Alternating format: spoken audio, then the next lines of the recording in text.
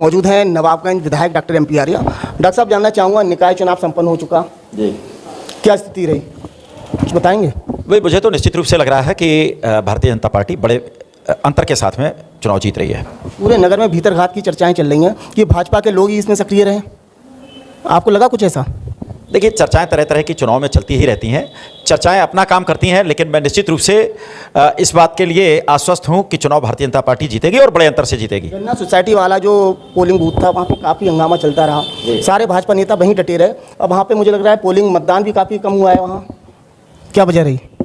देखिए, मतदान तो जितने लोग थे, चूँकि वो क्षेत्र ऐसा है जहाँ पर बहुत सारे लोग बाहर के भी रहते हैं और इसीलिए मतदान प्रतिशत वहाँ पर कम रहा।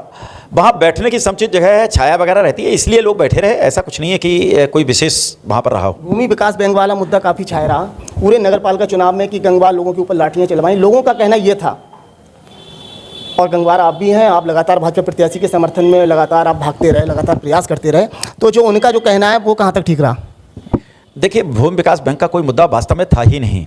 ये तो विपक्ष वाले लोग तरह तरह की चीज़ें निकालते रहते हैं। उन्होंने एक इस तरह का मामला निकालने की कोशिश की, लेकिन इस चीज़ को कहीं किसी ने कोई इंपॉर्टेंस नहीं दी, कोई महत्ता नहीं दी, कोई तवज्जो नहीं दी। डॉक्टर ताहिर ने अभी एक पोस्ट डाली है, उसमें 3,500 वोटों से भाजपा प्रत्याशी के ऊपर अपनी जीत दिखा रहे हैं, क्या कहेंगे इस पर? मुंगेरी लाल के हसीन सपने हैं, कल टूट जाएंगे, लग रहा है आपको? बिल्कुल 100%। कहीं हैट्रिक तो नहीं मार जाएंगे वो? अरे, मैंने आपसे कहा, नवाबगंज की जनता जागरूक जनता है, सोच समझ करके वोट देती है और निश्चित रूप से सही मतदान उसने किया है, सही निर्णय लिया है। क्या क्रॉस वोटिंग हुई है, आपको लग रहा है इधर से? क्रॉस वोटिंग क्या होती है? वो तो ये है कि आदमी का जहां मन होता है वहां वोट देता है। क्रॉस वोटिंग का कोई मतलब ही नहीं होता है। एक दो दिन से ये चर्चाएं चल रही थी कि जो निर्दलीय प्रत्याशी हैं उनके माध्यम से जो भाजपा के यहाँ प्रभावशाली लोग हैं उन सबको कैच किया गया, उनसे संपर्क किया गया और वो सारे लोग साइलेंट हो गए।